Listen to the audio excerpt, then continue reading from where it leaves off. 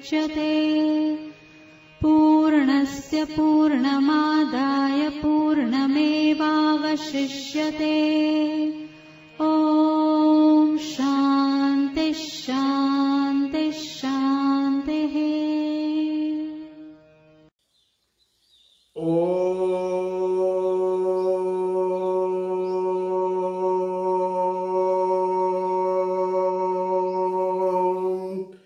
ॐ सहना भवतु सहनौ भुनक्तु सह वीर्यं करवावहै तेजस्विनावधीतमस्तु मा विद्विषावहै।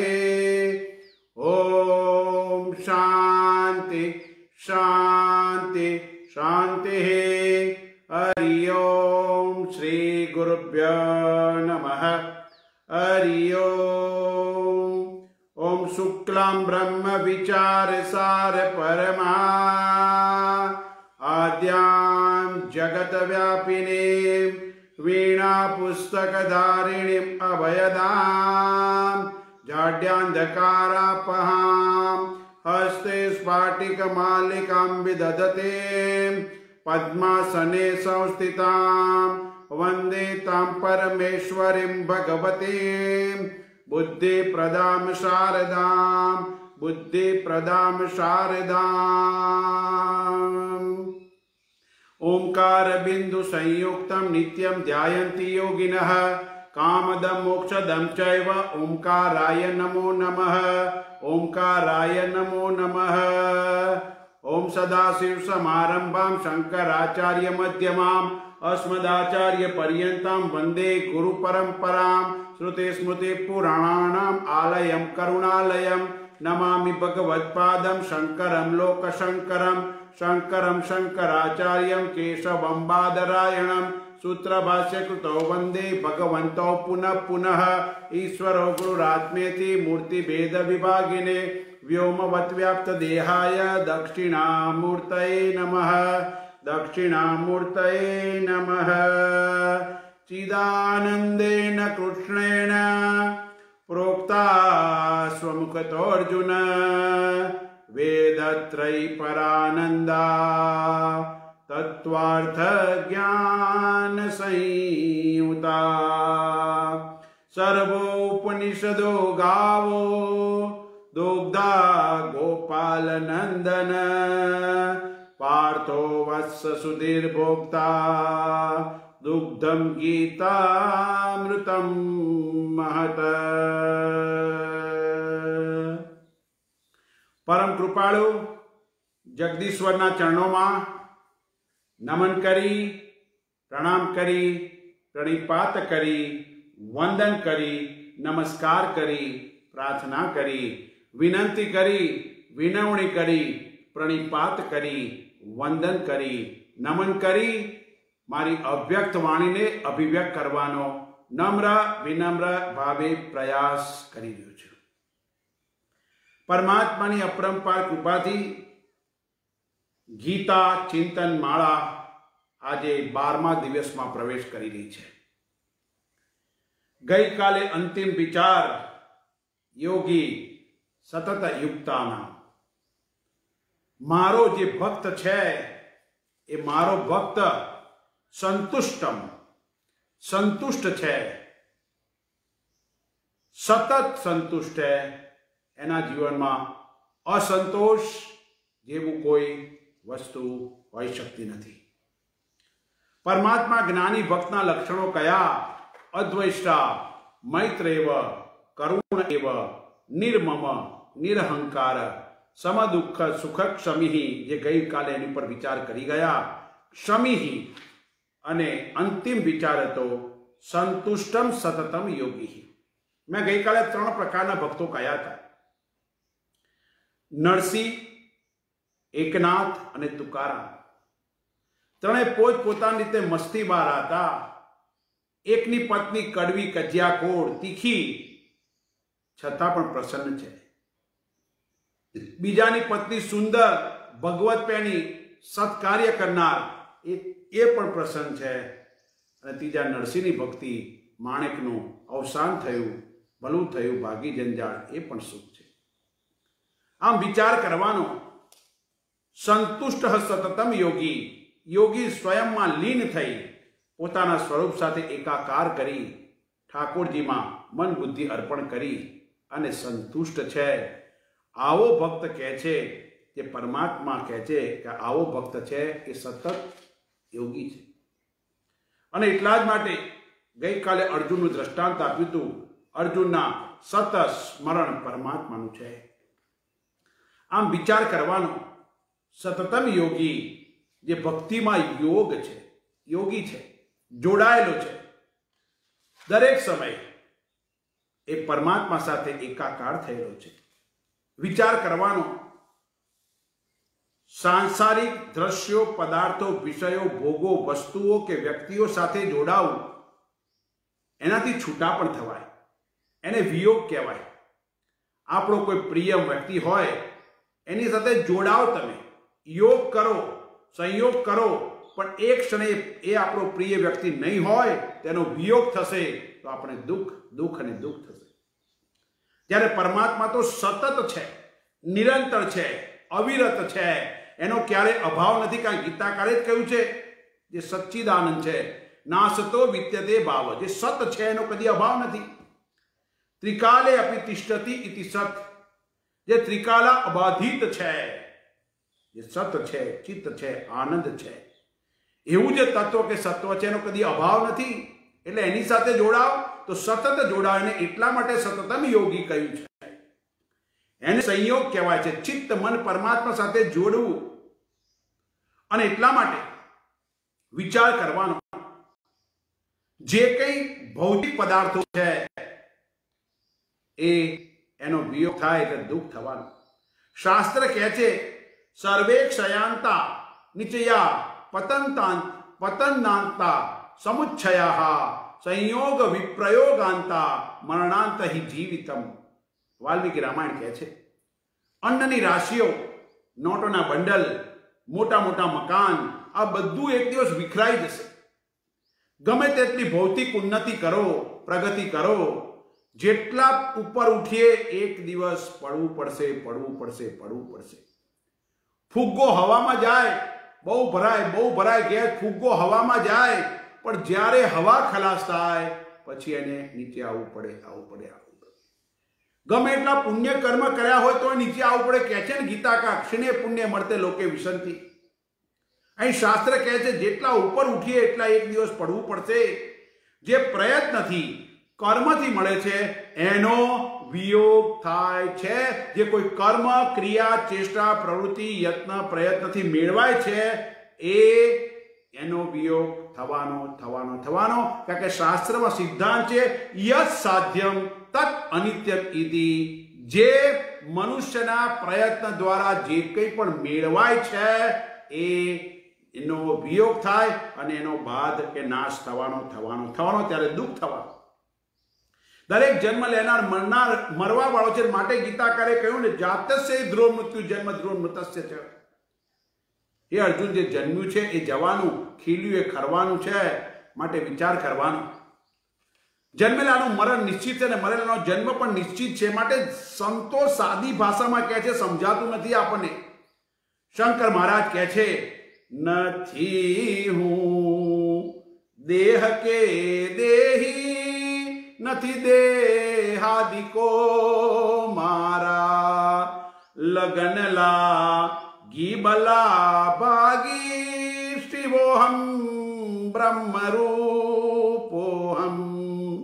આગળ લખે છે, જન્મના રામ રે નાકી, મરે તે સર્વજન મેં છે, નથી રાગી ન વૈરાગી, શિવોહમ બ્રહ્મરૂપોહમ. સંસારમાં વ્યક્તિ, વસ્તુ, પરિસ્થિતિ સાથે યોગ થયો, સંયોગ થયો. જ્યારે પરમાત્મા સાથે ક્યારે સંયોગ થયો, યોગ થયો, જોડાઈ ગયા, તાદાત્મ્ય થઈ ગયું, પછી એ કોઈ દિવસ એનો વિયોગ થતો નથી. અને એટલે કૃષ્ણ પરમાત્મા વિચાર કરવાનો. અહીંયા આપણને અદ્ભુત કહે છે કે આ મારો જે ભક્ત છે સતતમ યોગી. સંસારની દરેક વસ્તુ ભયભીત કરનારી છે, વિયોગ કરનારી છે, અને એટલા માટે ડરાવનારી, વિયોગ કરનારી છે, જનારી છે, રડાવનારી છે. માટે ભર્તૃહરિ કહે છે ભોગે રોગ ભયમ કુલે ચ્યુતિ ભયમ વિત્તે નૃપાલાદ ભયમ મૌને દૈન્ય ભયમ બલે રિપુ ભયમ રૂપે જરાયા ભયમ શાસ્ત્રે વાદ ભયમ ગુણે ખલ ભયમ કાયે કૃતાંતાદ ભયમ સર્વ વસ્તુ ભયાન્વિત બ્રુવિનુરાન વૈરાગ્યમ એવ અભયમ. એકમાત્ર વૈરાગ્ય આપણને અભયતા પ્રાપ્ત કરાવી શકે તેમ છે. અને એટલા માટે વિચાર કરવાનો. અહીંયા બહુ અદ્ભુત વાત કરે છે. બહુ ભોગ કર્યો, બહુ ભોગ કર્યો, બહુ ભોગ કર્યો તો રોગનો ભય છે. ઊંચા કુળમાં જન્મ લીધો તો લાંછનનો ભય છે. બહુ ધન ભેગું કર્યું તો રાજાનો સરકારનો ભય છે. મૌન રહીશું તો દીનતાનો ભય, બળવાન રહીશું તો શત્રુનો ભય, રૂપવાન રહીશું તો વૃદ્ધાવસ્થાનો ભય, શાસ્ત્રજ્ઞ રહીશું તો વાદ વિવાદનો ભય છે, બહુ ગુણવાન રહીશું તો દુર્જનનો ભય, શરીરમાં મૃત્યુનો ભય. આમ જગતમાં સર્વે વસ્તુ મનુષ્ય માટે ભયયુક્ત છે. માત્ર વૈરાગ્ય એક જ અભયતા પાવે છે. અને માટે ભગવાન સતતમ યોગી કહે છે. જ્ઞાની ભક્ત પરમાત્મા સાથે સતત જોડાયેલો છે, નથી એને કોઈની સાથે સંયોગ કરેલો કે જેનાથી ભૌતિક વસ્તુઓ સાથે જાય તો એને વિયોગ થાય. અને માટે કહે છે તો પોતાની મસ્તીમાં. ખરેખર ઘણા લોકો કે અમારી આટલી સંપત્તિ જાય એટલે દુઃખ થવાનું, એનો વિયોગ થયેલો દુઃખ થવાનું. માટે ખરેખર સંપત્તિ કેટલી છે ખબર છે? ઘણા લોકો કે અમારી આટલી સંપત્તિ છે, આટલી વસ્તુ છે. ખરેખર સંપત્તિ કેટલી? ઘણા જ્યારે વ્યક્તિ બીમાર પડે ને, એની ગમે એટલી એફડી હોય, બેંકોમાં ગમે એટલું બેલેન્સ હોય, સ્થાવર મિલકતો ગમે એટલી હોય, પણ જ્યારે વ્યક્તિ બીમાર પડે ને ત્યારે એની સંપત્તિ કેટલી? ઘરના ખૂણામાં વિચાર કરો, એક રૂમ હોય, બીમાર પડે એટલે અંતિમ અવસ્થા થવાની હોય એટલે ઘરના ખૂણામાં એક રૂમમાં એની ખાટલી ઉપર પાથરેલી ફાટેલી ગોદલી, ખાટલીની બાજુમાં પડેલી એક લાકડીની બાજુમાં પડેલી એક પાણીની માટલીની બાજુમાં રહેલી એક દવાની બાટલી, અંતે એક સંપત્તિ આપણી આટલી. ગમે એટલો મોટો મહારથી હોય, અંતે સંપત્તિ આટલી. અને એટલા માટે કૃષ્ણ પરમાત્મા કહે છે મારો ભક્ત તો સ્વયં મારી સાથે જોડાયેલો છે, પછી એને શું મારાથી ભિન્ન હોઈ શકે ને શેનો જ કઈ જાતનો વિયોગ થઈ શકે એના જીવનમાં. અને એટલે કૃષ્ણ કહે છે સતતમ યોગી, જેના મન બુદ્ધિ પરમાત્મામાં જોડાઈ ગયા છે. અને માટે કબીરે કહ્યું ભલા હુઆ હરિ બિસરાયો શિર તે ટરી બલાય. પ્રભુ સાથે જોડાઈ ગયો એનો એક મોટો ફાયદો થયો. પરમાત્મા સાથે જોડાઈ ગયો એક મોટો ફાયદો થયો. માલા છૂટી ગઈ, ચંદન છૂટી ગયું, આરતી છૂટી ગઈ, ભોગ છૂટી ગયા. હવે શાંતિથી પરમાત્મા સાથે એકાકાર કરું છું. અને આવો જે ભક્ત છે સતતમ યોગી. આમ વિચાર કરવાનો, જીવનમાં સંતુષ્ટ રહેવાનો પ્રયત્ન કરો, જીવનમાં સંતોષ લાવો, સમર્પિત ભાવ સાથે ચાલો. અને આવી રીતે ધીરે ધીરે ઠાકોરજીમાં જોડાશે એટલે યોગી સતતમ યોગી એમ કહેવાય. વિચાર કરવાનો, સતતમ યોગી પરમાત્મા સાથે જોડાવાશે, એમાં કોઈ શંકાને સ્થાન નથી. પ્રભુ સાથે સતત જોડાવું સરળ નથી, પરમાત્મામાં સતત જોડાવું સરળ નથી. કેવી રીતે શક્ય બને? આવી શંકાના સમાધાન માટે કહે છે. કારણ કે કોઈને શંકા થાય કેવી રીતે જોડાઈ શકાય, તો આગળનું લક્ષણ કહે છે યતાત્મા. યતાત્મા એટલે કોણ? યતાત્મા અર્થાત મન ઇન્દ્રિયોને વશમાં જેને કરી છે, જેનું શરીર તેના વશમાં છે, એ ધારે તે કરી શકે, શરીર વશમાં છે.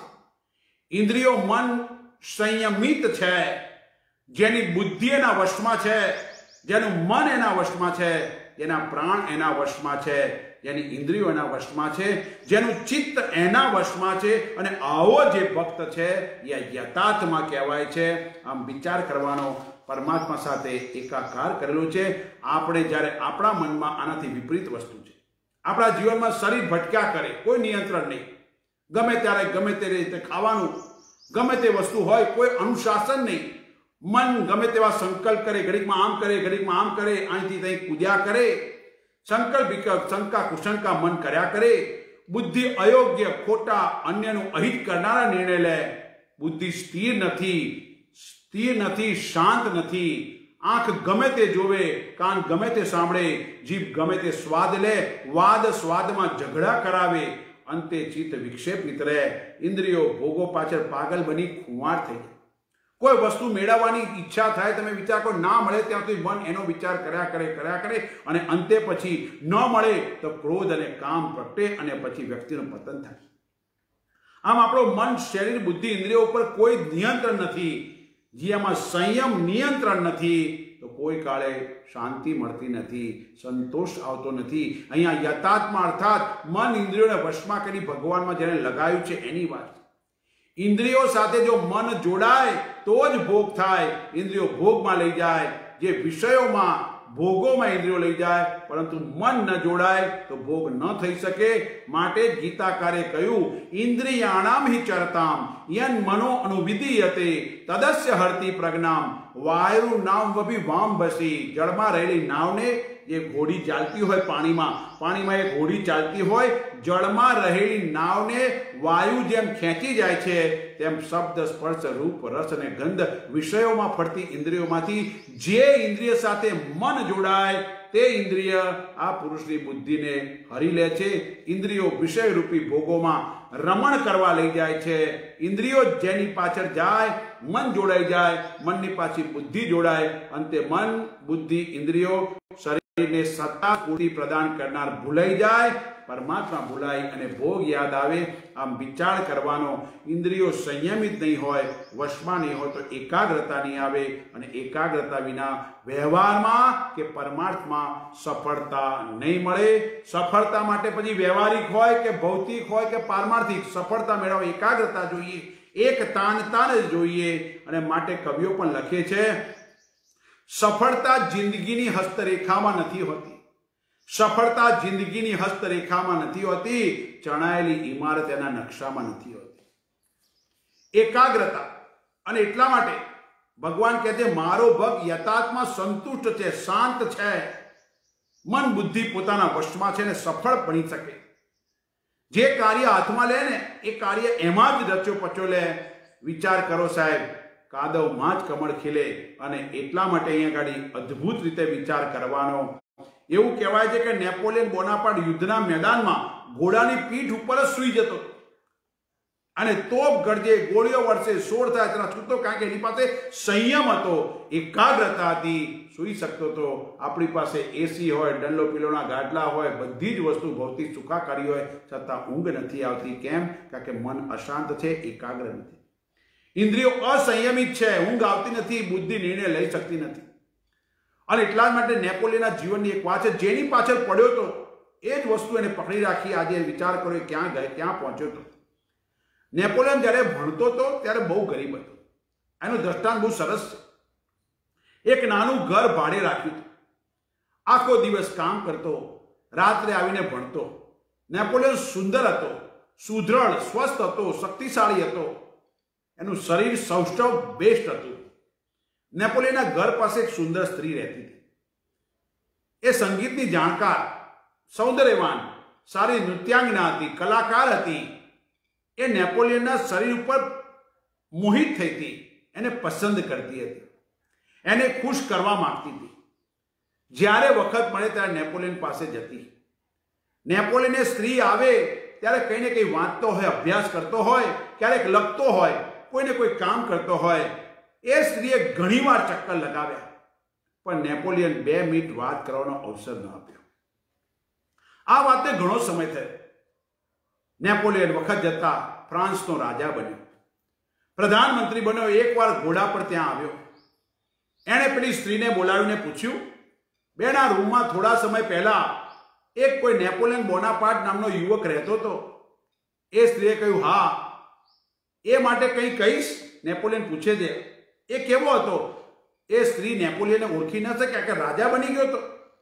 એણે કહ્યું, એ યુવક ખૂબ સુંદર હતો, મજબૂત હતો, સુદૃઢ હતો, શક્તિશાળી. એનું શરીર કસાયેલું હતું પણ સ્વસ્થ હતો, ગંભીર હતો, ઘણો સારો દેખાવમાં પણ સારો, ગમી જાય એવો અને સૌનો પ્યારો હતો. પરંતુ એક એનામાં ખામી હતી. તેનામાં એક ખામી હતી, અને કોઈ કે મારા માટે લગીને પ્રેમ નહોતો, કારણ કે ગીત સંગીત માટે, નૃત્ય માટે પ્રેમ નહોતો. આખો દિવસ પુસ્તકો પુસ્તકો પુસ્તકો કંઈ ને કંઈ કામ કર્યા કરે, એ એની જિંદગી હતી. ત્યારે નેપોલિયને હસીને કહ્યું, બેન, હું એ જ નવ યુવાન છું. હું તારા સૌંદર્યમાં, તારા સંગીતમાં જો ડૂબ્યો હોત તો ફ્રાન્સનો કોઈ સિપાહી હોત, આજે નેપોલિયન બોનાપાર્ટ તરીકે ફ્રાન્સનો રાજા ન બની શક્યો હોત. લાગ્યો તો એની પાછળ લાગ્યો તો વિચાર કરો, નેપોલિયને સૌંદર્ય, ગીત, સંગીત, નૃત્યમાં જો ઇન્દ્રિયોને લગાવી હોત, ભોગમાં લગાવી હોત, તો ફ્રાન્સનો સમ્રાટ ક્યારેય બની શક્યો ન હોત. એ સમ્રાટ કે રાજા કેમ બન્યો? કારણ કે સંયમિત હતો, એકાગ્ર હતો, ઇન્દ્રિયો તેના વશમાં હતી, કંટ્રોલમાં હતી. વિચાર કરવાનો. અને એટલા જ માટે આપણે પણ જીવનમાં જો વાદ અને સ્વાદ, જીવને વાદ અને સ્વાદમાં જીતી લીધી તો આપણું કલ્યાણ છે. વાદ અને સ્વાદમાં ના જીત્યા તો મહાભારત કે રામાયણ, આંધળાના છોકરા આંધળા, તો મહાભારત થયું. અને સોનાનું મૃગ કહ્યું મારે જોઈએ એટલે જોઈએ, સોનાના મૃગમાં આસક્ત થયા એટલે રામાયણ થયું. વિચાર કરવાનો. કઈ કઈ બોલી એટલે વનવાસ થયો. અને આપણે વિચાર કરવાનો કે સંયમિત જીવન. અને એટલે કૃષ્ણ પરમાત્મા અહીંયા કહે છે યથાત્મા. જ્ઞાની ભક્ત જ યથાત્મા થાય. નિષ્કર્ષમાં શું આપણે ના થઈ શકીએ? થઈ શકીએ. આપણી જિંદગીમાં, જીવનમાં ત્યારે શાંતિ, સંગીત, સૌંદર્ય, સુગંધ, નૃત્ય, પ્રેમ, હાસ્ય, ગીત, સ્થિરતા આવી શકે. મન આપણા કાબુમાં આવશે, સાચો નિર્ણય બુદ્ધિ કરતી થશે, ઇન્દ્રિયો આપણા કંટ્રોલમાં હશે, ચિત્તની ચંચળતા ઓછી થશે. ત્યારે આપણે યથાર્થમાં જ્ઞાની ભક્ત બની શકીશું. એમાં કોઈ શંકાને સ્થાન નથી. આમ વિચાર કરવાનો. ભગવાન કહે છે યથાર્થમાં, જેના વશમાં ઇન્દ્રિય, શરીર, મન, બુદ્ધિઓ છે તે યથાર્થમાં છે. યથાર્થમાં જે સ્વયં પરમાત્મા જોડે એમની સંગાતે મન ઇન્દ્રિયોને વશ કરી જોડાઈ જાય છે, એ યથાર્થમાં છે. આમ વિચાર કરવાનો. ઇન્દ્રિયોનું દમન કરવાનું નથી, એને સૂકવી કે સજા દેવાની નથી, કચરી નાખવાની નથી, પરમાત્માથી વિમુખ કરવાની નથી, દબાવવાની નથી, દુઃખ દેવાનું નથી. કામ ઇન્દ્રિયો પાસેથી જ લેવાનું છે. ઇન્દ્રિયોને કંટ્રોલમાં રાખવાની, સમજાવવાની, વશમાં કરવાની, અને સંસારના બદલે પરમાત્મા તરફ ડાયવર્ટ કરવાની છે. વશ થયેલી ઇન્દ્રિયો મન જ પરમાત્મા સુધી પહોંચાડી દેશે, મંજિલ કે દિશા નક્કી કરશે. એમાં કોઈ શંકાને સ્થાન નથી. તો યથાર્થમાં એટલે પરમાત્મા કે મારો ભક્ત યથાર્થમાં છે. તો યથાર્થમાં બનવું હોય તો શું જોઈએ? કેવી રીતે બની શકાય? ઇન્દ્રિયો કંટ્રોલમાં કેવી રીતે થાય? મનને વશમાં કેવી રીતે રખાય? આવી શંકાના સમાધાન માટે તરત જ ભગવાન બીજું લક્ષણ કહે છે. વિચાર કરો, પરમાત્માની લીલા જો એક પછી એક વસ્તુ કહેતા જાય. દ્રઢ નિશ્ચય. કોઈ પણ વસ્તુનો નિર્ણય કરો, દ્રઢ નિશ્ચય, નિશ્ચય દ્રઢતાપૂર્વક કરો. નિર્ણય પાકો કરો. ડગમગતો નહીં, અસ્થિર નહીં, ઘડીકમાં આમ કે ઘડીકમાં આમ. આપણી સાદી સરળ તળપદી ભાષામાં કહીએ તો દૂધમાં અને દહીંમાં પગ નહીં રાખવાનો. દ્રઢ નિશ્ચય, એક નિર્ણય દ્રઢ કરવાનો. ઇન્દ્રિયો પર દમન નહીં કરવાનો, પણ સાવધાનીપૂર્વક, સહજતાથી, સજગતાથી ઇન્દ્રિયો સાથે લઈ મનને આગળ વધવાનો પ્રયાસ કરવાનો. આપણો નિર્ણય, આપણો નિશ્ચય હંમેશા ડગમગતો, બદલાતો, અસ્થિર હોય છે. તળિયા વગરના લોટા જેવો છે. માટે આપણા કોઈ કાર્યમાં દ્રઢતા આવતી નથી.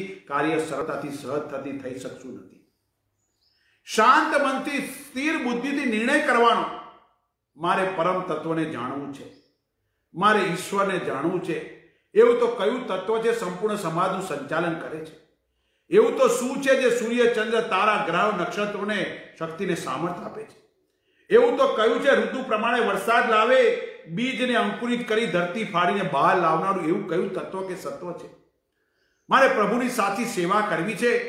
જેણે મારું સર્જન કર્યું એ સર્જનહાર કોણ, એને મારે ઓળખવો છે. મારે જગદીશ્વરને જાણવો છે. સત્યને જાણી એમાં સ્થિત થવું છે. આવો નિર્ણય કરવા. દ્રઢ નિશ્ચય પાકો નિર્ણય કરવો પડશે. આપણો નિર્ણય કેવો છે? આપણો નિર્ણય છે દુવિધા વાળો છે.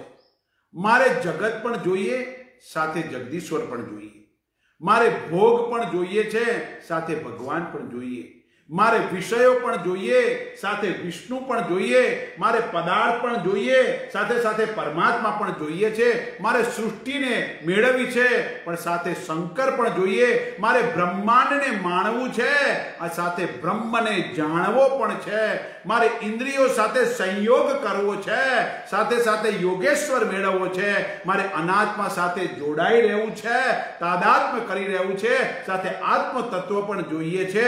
મારે નાશવાન પદાર્થો પણ જોઈએ છે, સાથે અવિનાશી તત્વ પણ મેળવવું છે. મારે અનિત્ય ભોગો પણ મેળવવા છે, સાથે નિત્ય પરમાત્મા પણ જોઈએ છે.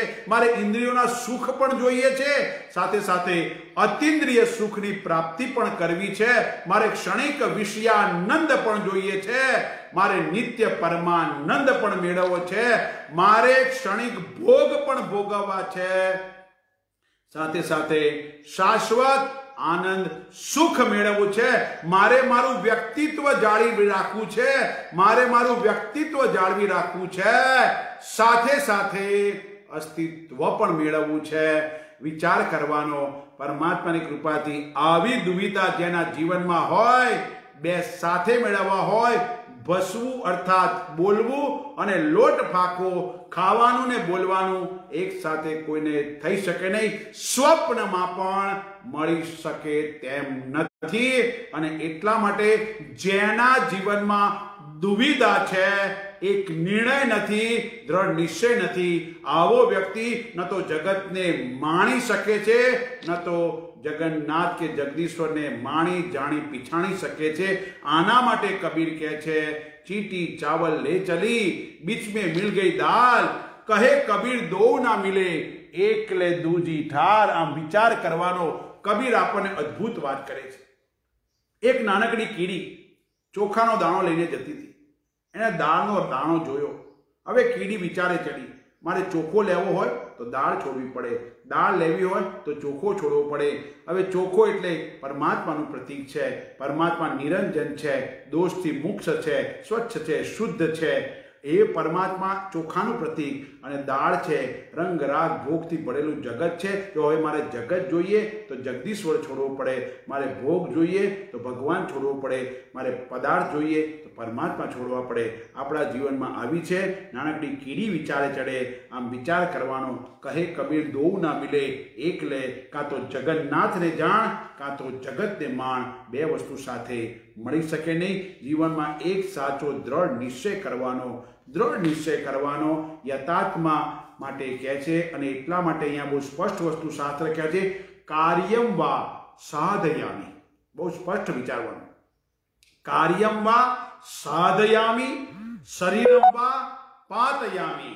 જીવનમાં લીધેલું ધારેલું કાર્ય પૂર્ણ કરીશ, સિદ્ધ કરીશ, સારી રીતે કરીશ, નિષ્ઠાપૂર્વક કરીશ, પ્રયત્ન કે યત્નપૂર્વક કરીશ, સાચી લગનથી કરીશ, સંપૂર્ણ મહેનત લગાવી દઈશ, અથવા આખું જીવન એમાં પૂર્ણ કરી દઈશ, ખપાવી દઈશ.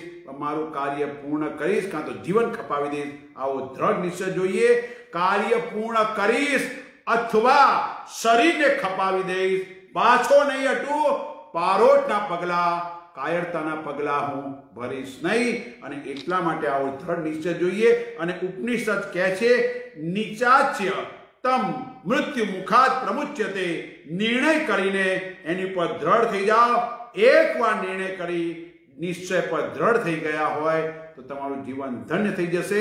સંપૂર્ણ જીવનનો સાર છે, નિષ્કર્ષ છે, તારતમ્ય, નિચોડ, નિતાંત, લક્ષ્ય. એક નિર્ણય કરો, નિર્ણય ઉપર દ્રઢ નિશ્ચય કરો. આવી દ્રઢતા, આવો નિર્ણય, આવો વિશ્વાસ, આવો નિશ્ચય પરમાત્મા સાથે એકાકાર કરાવશે, કરાવશે, કરાવશે. એમાં કોઈ શંકાની સ્થાન નથી. માટે પરમાત્માએ કહ્યું દ્રઢ નિશ્ચય. મારો ભક્ત છે દ્રઢ નિશ્ચય વાળો. પરમાત્માને પામવાનું નથી. સાંભળજો, બહુ સરસ વસ્તુ છે. પરમાત્માને પામવાનો નથી, મેળવવાનો નથી, જાણવાનો છે, માણવાનો છે, પીછાણવાનો છે. એ હું છું એવું માની એની સાથે એકાકાર કરી અહમ બ્રહ્માસ્મિ, હું જ બ્રહ્મ છું એવો ઉદ્ગાર ઓડકાર કરવાનો છે. કારણ કે જો પરમાત્માને પામવાનો હોય તો મારા મનુષ્યના પ્રયત્નથી જે કંઈ મળે યત સાધ્યમ તત અનિત્યમ ઇતિ, તો પરમાત્મા અનિત્ય થઈ જાય, દેશકાળથી બદ્ધ થઈ જાય. એ તો દેશકાળથી મુક્ત છે. પરમાત્મા ક્યાંય ગયો નથી, ખોવાયો નથી, આપણી પાસે છે, સંગાતે છે. એને માણવાનો, જાણવાનો છે. આપણે ભોગોને પકડ્યા, પદાર્થોને પકડ્યા, વિષયોને પકડ્યા, સગાવાલાને પકડ્યા, વિનાશી અનિત્ય ક્ષણભંગુરને પકડ્યા છે. આપણે પરમાત્માને પકડ્યા નથી, વિષયોને પકડ્યા છે. આમ વિચાર કરવાનો, પરમાત્મા તો મારી સાથે જ છે. ભાગવતનો પ્રસંગ જ્યારે ભક્તની રક્ષા ખાતે નૃસિંહ અવતાર ધારણ કર્યો, પરમાત્મા ભક્ત પહેલાદ સામુ એના ખોળામાં બેસાડીને જોઈ રહ્યા છે. કરુણાભરી દ્રષ્ટિ છે, પહેલાદની સામુ જોઈ રહ્યા છે. જાણે પહેલાદની માફી માંગતા, હે મારા વાલા ભક્ત, તને આટલો તારા પિતાએ હેરાન કર્યો, છતાં હું મોડો આવ્યો છું, મને માફ કરજે. ભગવાન પહેલાદને માથે હાથ ફેરવે છે. પહેલાદ પરમાત્માની સામુ જોયા કરે છે. જાણે એ પણ કહેતો હોય, પરમાત્મા તમે મને છોડીને જતા નહીં, તમે મને છોડીને જતા નહીં, સદા મારી સાથે રહેજો, સદા મારી સાથે રહેજો. ભક્ત એવું કહેતો હોય, ભગવાન કહે છે, વાલા, કવિઓ લખે છે, કવિઓ સરસ લખે છે. ભગવાન પહેલાદને છોડીને જાય છે ત્યારે પહેલાદ ડરે છે. ભગવાન કહે છે, બેટા હું તારી સાથે છું, ચિંતા ના કરીશ. પ્રભુ કહે છે, ભગવાન કહે છે ને કવિ લખે છે માટે, પ્રભુ કહે છે ઉદાસ ન થા, પ્રભુ કહે છે ઉદાસ ન થા, હું તારી સાથે જ છું. પ્રભુ કહે છે ઉદાસ ન થા, હું તારી સાથે જ છું, સામે નહીં પણ તારી આસપાસ છું. પહેલાદને કહે છે ને આપણા જેવા ભક્તોને કહે છે પરમાત્મા કે પ્રભુ કહે છે, હે સાધક તું ઉદાસ ન થા, હું તારી સાથે જ છું, સામે નહીં પણ તારી આસપાસ છું. આંખો બંધ કરી દિલથી યાદ કરજે. હે મારા સાધક, હે મારા વાલા ભક્ત, આંખો બંધ કરીને દિલથી યાદ કરજે. હું બીજો કોઈ નથી પણ તારો વિશ્વાસ છું, તારો વિશ્વાસ છું. એક ભરોસો, એક બલ, એક આશ, વિશ્વાસ. અદ્ભુત વાત તુલસીદાસજી લખે છે અને મહાપ્રભુજી પણ લખ્યું ને, કહે છે ને, દ્રઢઈન ચરણન કેરો ભરોસો, દ્રઢઈન ચરણન કેરો. આ તારો એક ભરોસો છે.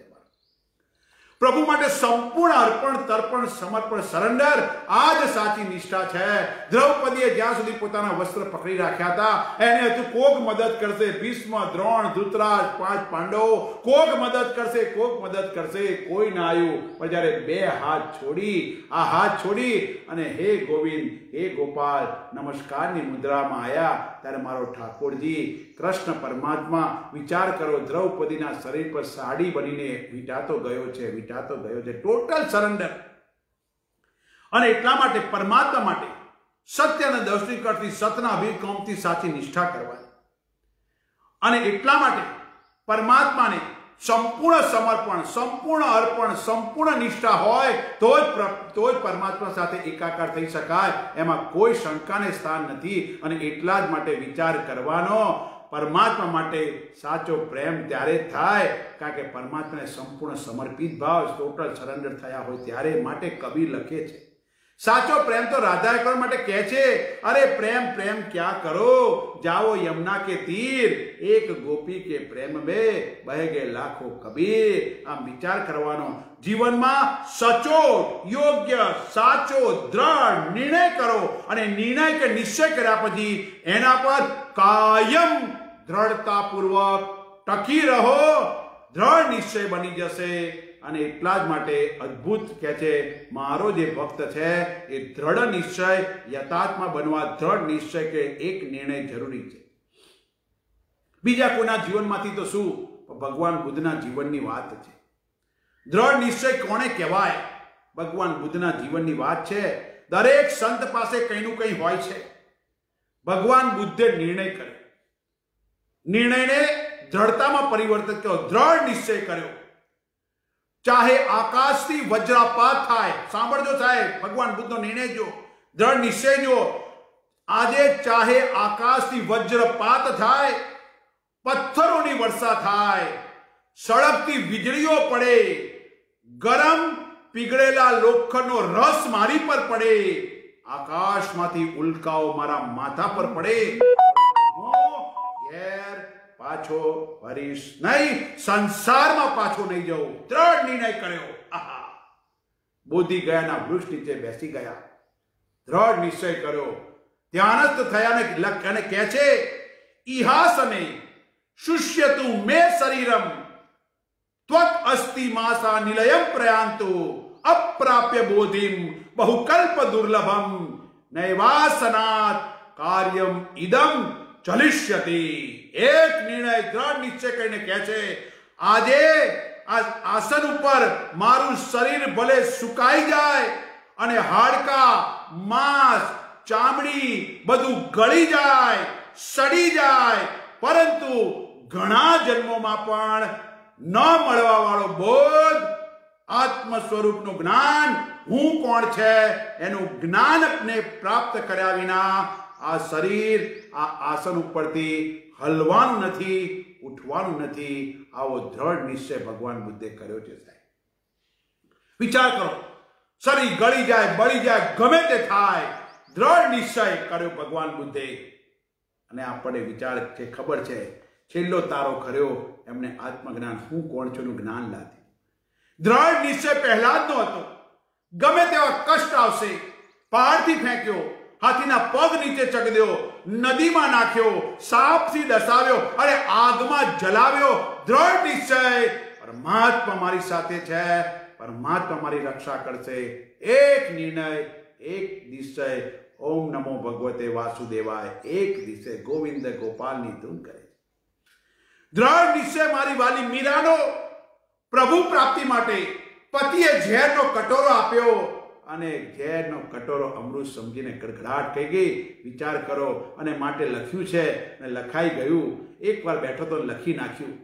મીરાએ તો ગોવિંદની પ્યાસ રાખી છે, મીરાએ તો ગોવિંદની પ્યાસ રાખી છે, ઝેરને અમૃત બનાવી ગોવિંદે ભક્તિની લાજ રાખી છે.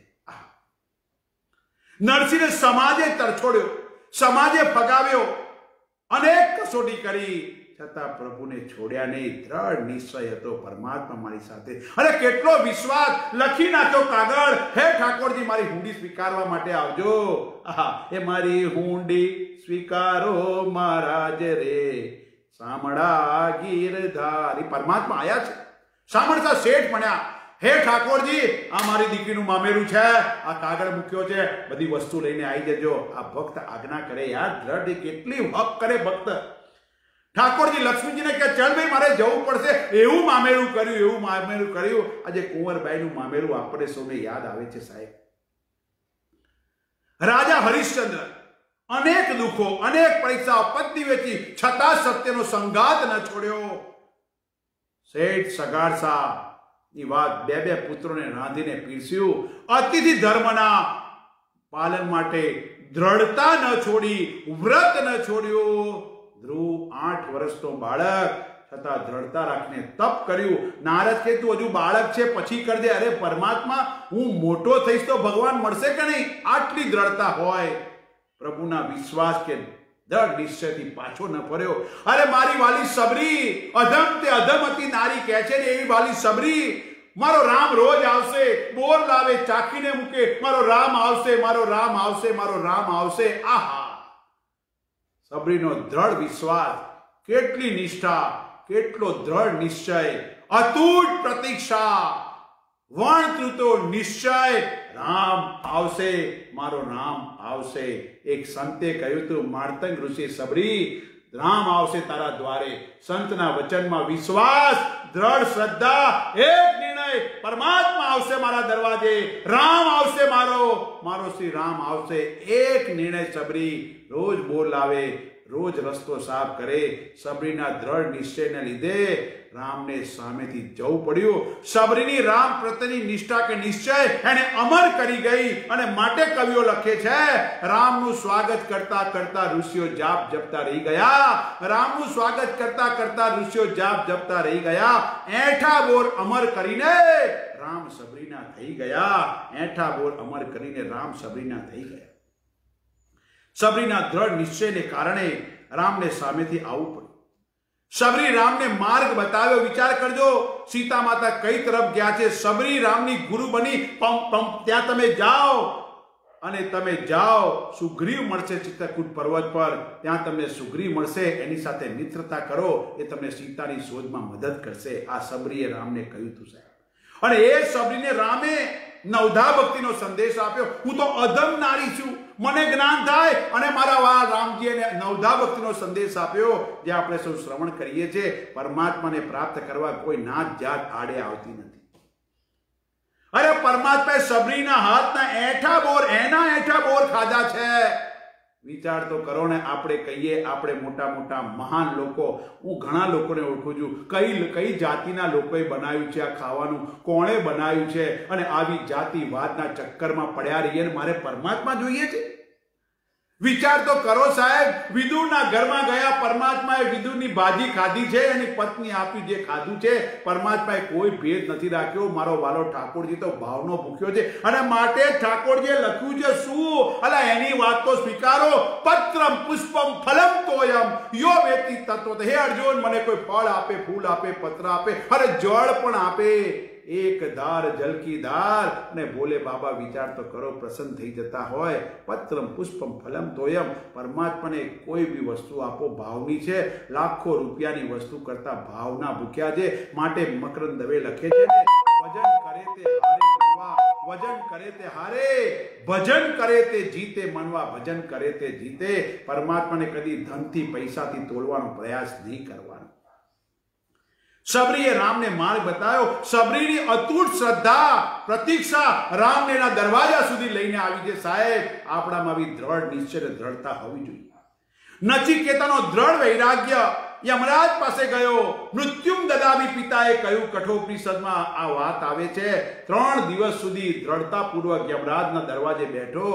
આ યમરાજ પાસેથી જે મૃત્યુનું રહસ્ય રૂપી આત્મજ્ઞાન મળ્યું, જે સમાજને, આપણા સૌના કલ્યાણ માટે છે. એકલવ્યની નિષ્ઠા જુઓ સાહેબ. ગુરુએ ના પાડી શીખવાડવાની, એમણે એનું પુતળું બનાવ્યું. શિક્ષા પ્રાપ્તિનો બાણાવળી બનવાનો નિર્ણય હતો. દ્રઢ નિશ્ચય. ગુરુનું પુતળું બનાવી બાણાવળી બન્યો. ધનુર્વિદ્યા શીખ્યો. કેટલો દ્રઢ નિશ્ચય છે, વિચાર તો કરો સાહેબ. એકલવ્યનો દ્રઢ નિશ્ચય શ્રેષ્ઠ બાણાવળી ધનુર્વિદ્યા શીખવી શક્યો છે. વિચાર કરવાનો. દ્રોણે ગમે તે હતા, ગુરુ અન્યાય કર્યો. એકલવ્ય, કર્ણ, અર્જુન, એકલવ્ય સાથે વિચાર કરવાનો. અર્જુન શ્રેષ્ઠ બાણાવળી ખરો, પણ વિચાર કરો, જ્યારે સ્પર્ધાની વાત આવી તો બંનેને સરખું ઓપોર્ચ્યુનિટી મળવી જોઈએ. તક બંનેને સરખી મળવી જોઈએ. એક પક્ષે કહી દો આ મારો શિષ્ય શ્રેષ્ઠ છે, ના ચાલે. ગુરુએ ભેદ ના કરવો જોઈએ. અને એટલા માટે એ કહે છે દ્રઢ નિશ્ચય. રાજા પરીક્ષિત દ્રઢ નિશ્ચય કરી 7 દિવસ સુધી બેસી શ્રીમદ ભાગવત મહાપુરાણનું શ્રવણ કર્યું. અંતે પરમાત્માની પ્રાપ્તિ થઈ. તક્ષયના ભયથી મુક્ત થયા. આમ વિચાર કરવાનો. જેને જેને જીવનમાં દ્રઢ નિશ્ચય કર્યો, પરમાત્માની પ્રાપ્તિને એને પ્રભુ મળ્યા છે. જેને જેને સમાજે તડછોડ્યા છે, ફગાવ્યા છે, સતાવ્યા છે, દુભાવ્યા છે, વિતાડ્યા છે, ફેંકી દીધા છે, અપમાનિત કર્યા છે, તડપાવ્યા છે, હેરાન કર્યા છે, દુખી કર્યા છે, એ સર્વેના દ્રઢ નિશ્ચયના કારણે પરમાત્માએ અપનાવ્યા છે, વધાવ્યા છે, સ્વીકાર્યા છે, પોતાના કરી પોતાનામાં સ્થાપિત કર્યા છે. આ જ મારા વાલાની અદ્ભુત વસ્તુ છે. અને એટલા માટે વિચાર કરવાનો. દ્રઢ નિશ્ચય માતા સીતાનો હતો. ગમે તેવા પ્રલોભનો રાવણે આપ્યા, ભોગ આપ્યા, ગમે તે દુઃખ આપ્યું, છતાં રામને ન ભૂલ્યા. માં જગદંબા ઉમાએ પણ દ્રઢ નિશ્ચય કર્યો હતો. જગદંબા ઉમાએ દ્રઢ નિશ્ચય કર્યો. जन्म कोटि लगी रगरी हमारी, तुलसीदास जी लखे छे, जन्म कोटि लगी रगरी हमारी, बैरो शंभु न तर रहो कुमारी कुमारी। करोड़ों जन्म सुधी मारी आ हट रहेशे, आ निश्चय रहेशे, आ निर्णय छे हूँ शिवजी ने ज वरीश, नहीं तो कुमारी रहीश। अने आगळ कहे छे तजउन नारद कर उपदेशु, तजउन नारद कर उपदेशु, आप कहे ही सतबार महेशु। उमा कहते शिवजी पोते पण आवी सैकड़ों हजारों वखत मने समझावे तो पण हूँ नारदनो उपदेश, संते उपदेश आप्यो तो उमाने, अने એટલા માટે એનો ઉપદેશ નહીં ત્યજ્યું। આવો દ્રઢ નિશ્ચય આપણામાં હોવો જોઈએ। અને જ્યારે દ્રઢ નિશ્ચય થાય ત્યારે મન બુદ્ધિ ઇન્દ્રિયો શરીર આદિ નિર્ણય કરેલા માર્ગ પર ચાલે। દ્રઢ નિશ્ચય પરમાત્મા સુધીનો માર્ગ તૈયાર કરી એક પરમાત્મા સાથે જોડી દે છે। આમ વિચાર કરવાનો પરમાત્માની અપરંપાર કૃપા હોય, અદ્ભુત વસ્તુ। અને એટલા માટે विचार करवानो निष्कर्ष में उपासना भक्ति में पूजा के आराधना साधना में निश्चय निर्णय दृढ़ता पूर्वक नो अत्यंत महत्वनो छे। आपणे जाणीए जे परमात्मा ज सर्वश्रेष्ठ छे, सर्वनु कारण छे, सर्व कंई करे छे, पण एमां दृढ़ता रहती नथी। एनुं कारण के आपणामां दृढ़ निश्चय नथी, दृढ़ता पूर्वक निर्णय करवानो। परमात्मा साथे छे, बुद्धिनो खरेखर स्वभाव छे ने सत्यना पक्षे ज रहेवानो छे, पण आपणे राखता नथी। वस्तु पक्षपातो हि धियाम स्वभावः, एनो स्वभाव छे। जेने हृदयथी सत्य मानीए एनी तरफ ज बुद्धि ढळती जाय छे। माटे दृढ़ निर्णय करो, सत्य ज परमात्मा छे, सत्यम एव जयते। आपणी भारतनी नोट पर सत्यमेव जयते लखेલું છે साहेब। एना ज्ञानथी ज मोक्ष मळे छे। सुख स्वरूप ईश्वर एक ज छे, जे कई सुख छे एना लीधे ज छे। सच्ची सुखम परमात्मा एक ज सुख आपनार छे। पशु पंखी प्राणीओ पोतानो जे खोराक छे ते ज खाय छे, त्यारे मनुष्य सर्वे कई खाय छे। कोई निर्णय नथी, कोई निश्चय नथी। माटे आम विचार करवानो, दृढ़ निश्चय माटे दृढ़ निश्चय राखवानो। घणीवार निर्णय आपणे लईए ने बे प्रकारे निर्णय लेवाय, एक दिलनो निर्णय અને એક દિમાગનો નિર્ણય। એક ભાઈ, એની ઉંમર બહુ સરસ દ્રષ્ટાંત છે। 60, 65, 70 વર્ષની ઉંમર। ઉંમરના હિસાબે આંખે થોડું ઓછું દેખાય રાતના ટાઈમે। હું તમને સમજાવવા માંગુ છું નિર્ણય કયો સાચો લેવાનો અને એમાં દ્રઢતા ક્યારે આવે। એ ભાઈ 60, 65, 70 વર્ષની વ્યક્તિ ગામમાં જતા હતા। જે ગામડામાં રહ્યા છે એને ખબર છે સીમાડો હોય, તરત ગામડું ના આવે, ચારે બાજુ થોડા ઝાડી ઝાંકરા હોય અને વચ્ચેથી નાનો રસ્તો પસાર થતો હોય। એ ભાઈ ચાલતો ચાલતો જતો હતો। બળભાખરું હતું, બહુ અંધારું પણ નહીં, અજવાળું પણ નહીં, પણ દેખાય નહીં કશું, આમ આછું દેખાય। આ વ્યક્તિ ચાલતો ચાલતો જતો હતો। અચાનક બાજુની ઝાડીમાંથી અવાજ આવ્યો, બચાવ બચાવ।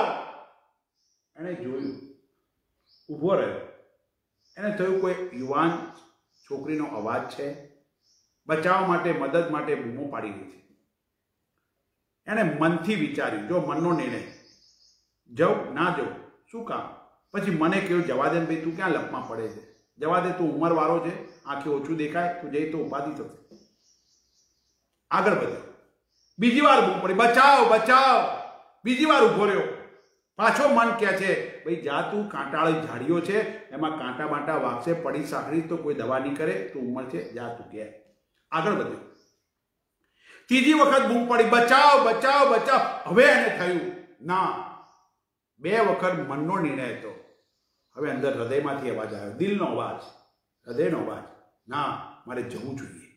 ગમે તે થાય, કોઈ મદદ માટે બૂમ પાડે છે, એક સજ્જન છું, સજ્જનના નાતે મારે જવું જોઈએ।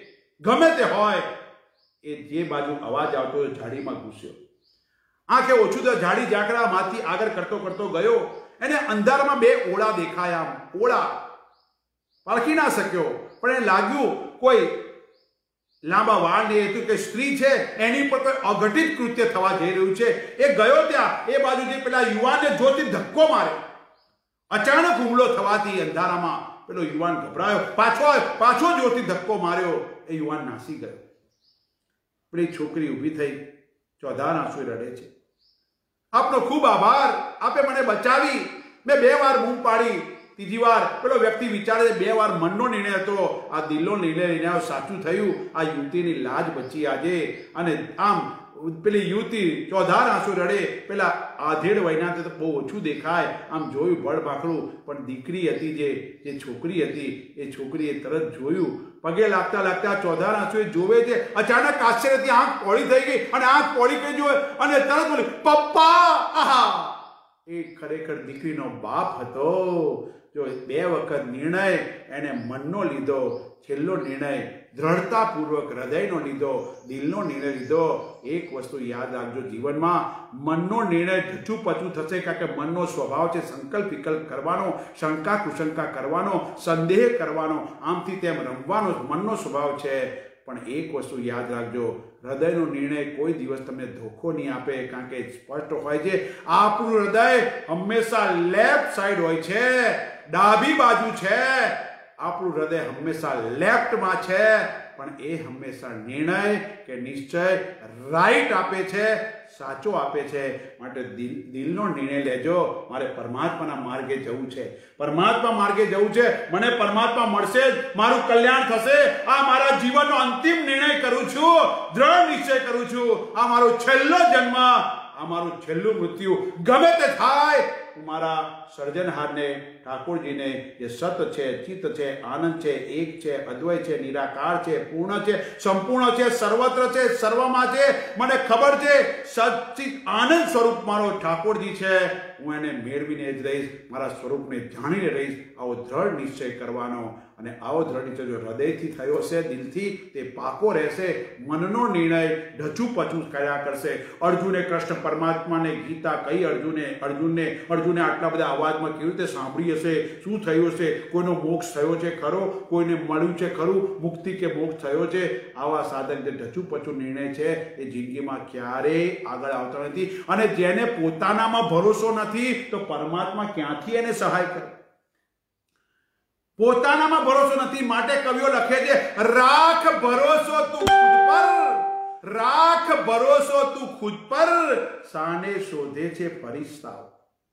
આપણામાં વિશ્વાસ, પરમાત્મા મારી સાથે છે, ઠાકોરજી મારી સાથે છે, દુનિયાની કોઈ તાકાત મારો વાળ વાંકો કરી શકે તેમ નથી. પરમાત્મા મારી સાથે છે. આહા, દ્રઢ વિશ્વાસ. રાખ ભરોસો તું ખુદ પર, સાને શોધે છે ફરિશ્તાઓ. હે ભાઈ, હે ભાઈ, હે ભાઈ, મારું જુઓ શું થશે, શું થશે. રાખ ભરોસો તું ખુદ પર, સાને શોધે છે ફરિશ્તાઓ. સમુદ્રના પંખીઓ પાસે ક્યાં હોય છે નકશાઓ, સમુદ્રના પંખીઓ પાસે ક્યાં હોય છે નકશાઓ, તોય એ શોધી લે છે રસ્તાઓ. આહા, સાઇબિરિયા, રશિયાથી પંખીઓ આવે, વિદેશથી પંખીઓ આવે, નળ સરોવર ગુજરાતમાં છે, અન્ય જગ્યા ઉપર આવે, હિમાચલ પ્રદેશમાં આવે, અનેક પંખીઓ આવે છે. એ પંખીઓ ઉડતા ઉડતા ઉડતા ઉડતા ભારત દેશમાં આવે છે. કેટલાય માઇલો દૂરથી આવે છે. ફ્લેમિંગો હોય કે અન્ય પંખીઓ હોય, વિચાર કરો, અહીંયા આવે છે. એ પંખીઓ પાસે કોઈ નકશાઓ નથી, કોઈ જીપીએસ સિસ્ટમ નથી, છતાં પણ એ રસ્તાઓ શોધી લે છે. કોઈ પણ નકશાઓ કે ગૂગલના મેપ નથી. આપણે એક રસ્તો શોધવો હોય તો ગૂગલના મેપમાં નાખીએ, પેલી બોલે, એ બોલે એમ રસ્તો શોધતા જઈએ. ઘણી વાર તો એ એવા ચક્રાવે ચડીએ કંટાળી એને ગૂગલ બંધ કરી અને પછી બારી ખોલી, ભાઈ આ રસ્તો ક્યાં આવ્યો, પેલો કે આ રહ્યું, ત્યાં પેલી ગૂગલની છોકરી આપણને ફેરવતી હોય છે. પણ વિચાર કરો, પેલા પંખીઓ પાસે કોઈ નકશા નથી, કોઈ મેપ નથી, કોઈ રસ્તો નથી, કોઈ અહીંયા સમુદ્ર ત્યાંથી સાઇબિરિયાથી ઉડી નળ સરોવરમાં અને આપણા જગ્યા પર આવે છે. આપણે આપણા પોતાના પર ભરોસો રાખવાનો, વિચાર કરવાનો, દિલનો નિર્ણય લો દ્રઢતાપૂર્વક. આમ સાચું જ્ઞાન, સાચું સુખ, સાચું જીવન, સાચું હિત, સાચું કલ્યાણ, સાચો આનંદ પરમાત્મા છે. આવો દ્રઢ નિશ્ચય થાય ત્યારે મન, બુદ્ધિ, શરીર, ઇન્દ્રિયો વશમાં, કંટ્રોલમાં સંયમિત થાય છે. મારી આંખને જોવાની શક્તિ આપે છે કોણ? મારા કાનને સાંભળવાની શક્તિ આપે છે કોણ? મારા મનના વિચારને જાણે છે કોણ? મને સ્વપ્ન સારું ખોટું આવે જાણે છે કોણ? મને સુસુપ્તિમાં હું કંઈ જાણતો નથી, મને ખૂબ શાંતિની અનુભૂતિ થઈ એવું જાણે છે કોણ? મેં આજે ખોટો નિર્ણય લીધો જાણે છે કોણ? આજે મારું મન ઉદાસ છે જાણે છે કોણ? આજે મારાથી ખોટું કર્મ થઈ ગયું જાણે છે કોણ? આહા, પરમાત્મા સિવાય કોઈ નથી અને એની બસ મારે એને જાણવો, માણવો, પીછાણો છે, એની સાથે એકાકાર કરવું છે. આવો દ્રઢતાપૂર્વકનો નિર્ણય મારો જ્ઞાની ભક્ત લે છે. બસ પરમાત્મા સિવાય મારું કોઈ નથી. આહા, અને પરમાત્માના હાથમાં જીવન રથની લગામ સોંપીને લલકારે છે, પ્રભુ તમે છો મારા જીવન રથના સારથી, પ્રભુ તમે છો મારા જીવન રથના સારથી, જ્ઞાન ગીતા મુજને ઉપદેશી બનાવજો પરમારથી, પ્રભુ તમે છો મારા જીવન રથના સારથી. આહા, અદ્ભુત વાત કરે છે. તમે મારા જીવન રથના સારથી. અર્જુને કેટલી શ્રદ્ધાપૂર્વક હૃદયનો નિર્ણય, હે ઠાકોરજી, હું તમને મારા પક્ષમાં નથી લેતો, પણ હું તમારા પક્ષમાં જોડાઈ જાઉં છું. આહા, પરમાત્માના પક્ષમાં જોડાઈ ગયો અને પરમાત્માને જીવન રાખી તમે મારા સારથી બનજો.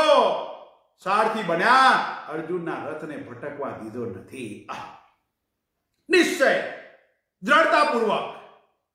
આવો જ્ઞાની ભક્ત છે મારો, દ્રઢ નિશ્ચય છે. અને એટલા જ માટે કહું છું સાહેબ, ધન્ય છે આવી જ્ઞાન ચિંતન માળાનું આયોજન કરનારાઓને સાહેબ. રખેને કોઈનો માયલો જાગી જાય, એકાદ શબ્દ પડી જાય. હું પણ મારી જાતને ધન્યતા માનું છું અને મારી જાતને કૃત્ય માનું છું કે મને શ્રી પ્રેમપુરી આશ્રમ ટ્રસ્ટીઓએ આમંત્રિત કર્યો. યાર, મને પણ કંઈક કહેવાનું, મારામાં પણ દ્રઢતા આવતી ગઈ, દ્રઢ નિશ્ચય થતો ગયો પરમાત્મા સાથે.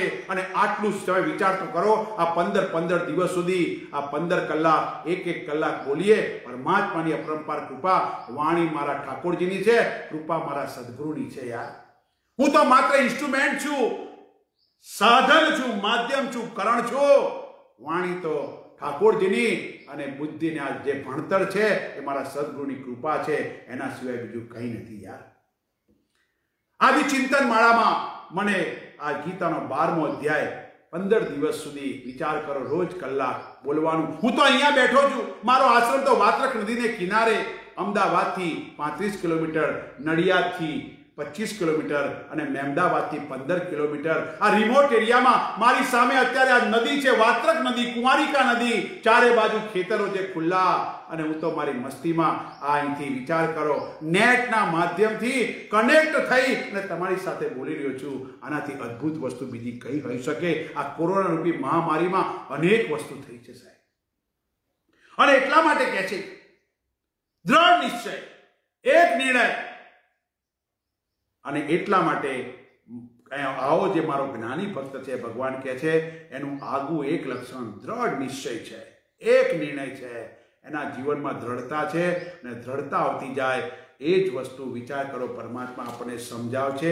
આગળનું લક્ષણ કહે છે મય્યર્પિત મનોબુદ્ધિ. જો દ્રઢતા આવી, વિચાર કરો, અદ્વૈષ્ટા કરુણ એવ મિત્ર છે. આહા, એક પછી સતતમ યોગી કરતા કરતા કરતા પરમાત્મા કહે છે મય્યર્પિત મનોબુદ્ધિ, જેણે પોતાના મન બુદ્ધિ પરમાત્માના ચરણોમાં ધરી દીધા છે.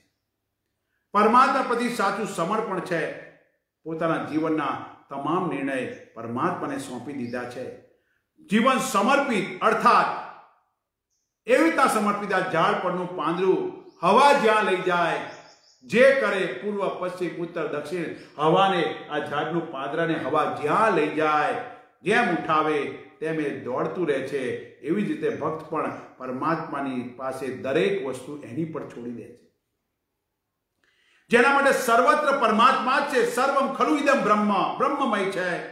પ્રભુને મન બુદ્ધિ અર્પણ કરવા અર્થાત પરબ્રહ્મ કે પરમાત્માથી, આત્માથી, પરમાત્માથી, જેને વિજ્ઞાન એનર્જી કહે છે, જે અદ્રશ્ય નિરાકાર, ગીતાની ભાષામાં વાત કરો તો નૈનમ છિંદંતી શસ્ત્રાણી નૈનમ દહતી પાવક, એવું જે તત્વ છે, અજો નિત્ય શાશ્વત સ્વયં પૂર્ણ, અજન્મા છે, અવિકારી છે, એવા પરમાત્માથી અન્ય કાંઈ જ નથી.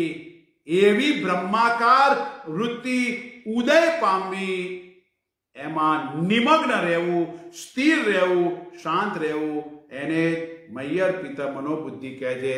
પરમાત્માને જીવન રથની લગામ સોંપી પ્રભુના ચરણે અર્પણ કરી જેમ રાખે તેમ રહીશ એવી શ્રદ્ધા, નિષ્ઠા, વિશ્વાસ પૂર્વક પ્રભુને સમર્પણ કરવું. મન બુદ્ધિ પ્રારંભમાં શરૂઆતમાં પરમાત્મામાં જોડાશે નહીં, પણ ધીરે ધીરે અભ્યાસ કરવાથી આવશે. માટે શાસ્ત્ર પણ કહે છે, યથા સૂત્રેણ પ્રબદ્ધ શકુનિ દિશમ દિશમ પતિત્વા અન્યત્રાય તન મલબ્દ્વા સ્વબંધનમેવાશ્રયતે. જેવી રીતે એક લાકડીમાં દોરીથી બંધાયેલ પક્ષી પહેલા અહીં તહીં જાય છે, પરંતુ અંતે થાકી હારી એ જ લાકડી પર બેસી જાય છે.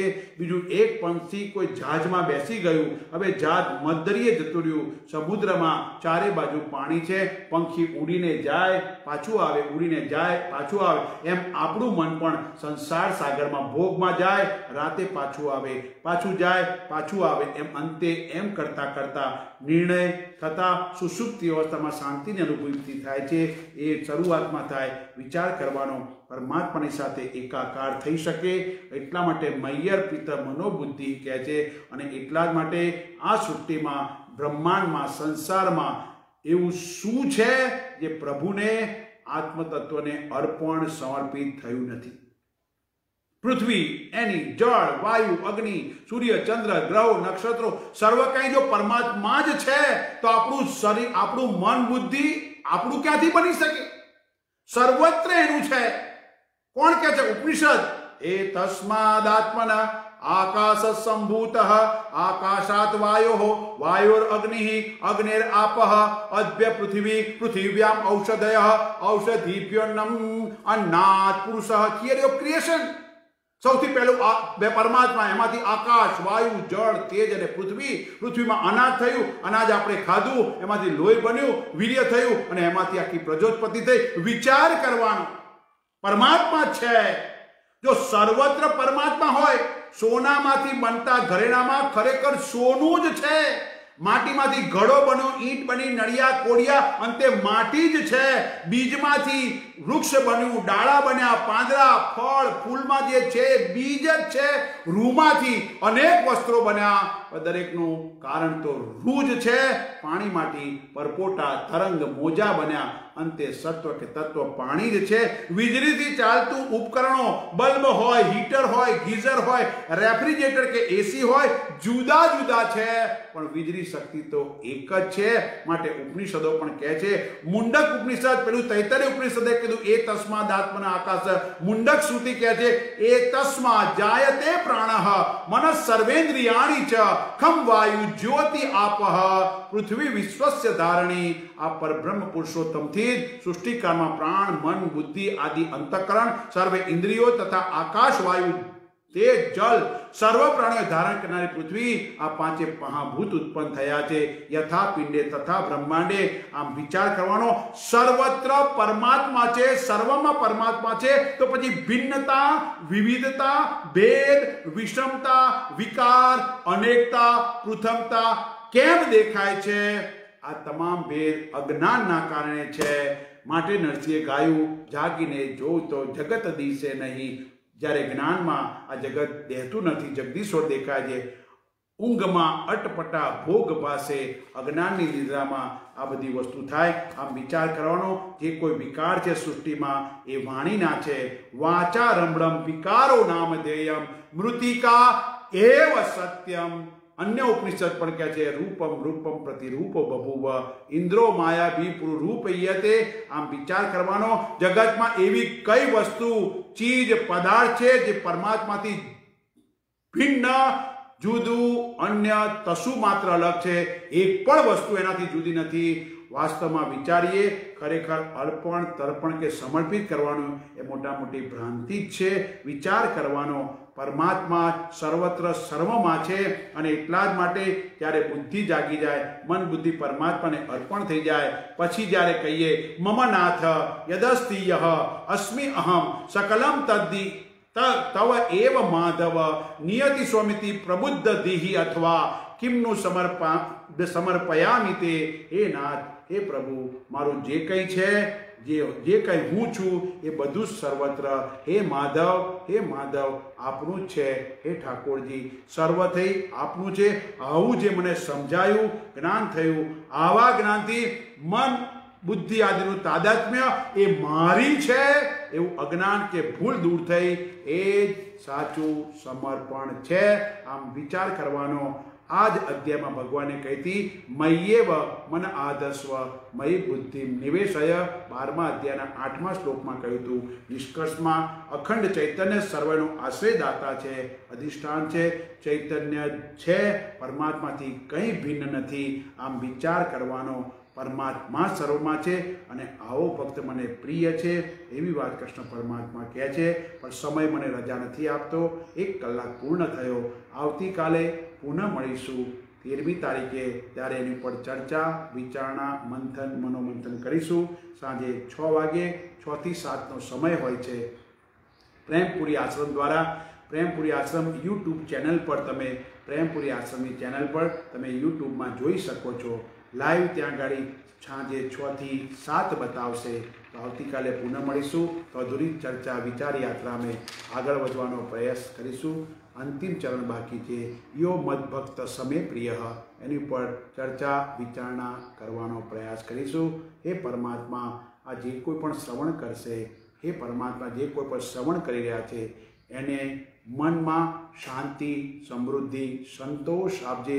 જીવનમાં એક નિર્ણય, દ્રઢ નિશ્ચય કરવાની દ્રઢતાપૂર્વકની શક્તિ, ભક્તિ આપજે અને એમના માર્ગમાં આવતા તમામ વિઘ્નો દૂર કરી એમનો માર્ગ પ્રશસ્ત કરશે, એમના લક્ષ્યની પ્રાપ્તિ થાય એ માટે તને અમે પ્રાર્થના કરીએ છીએ.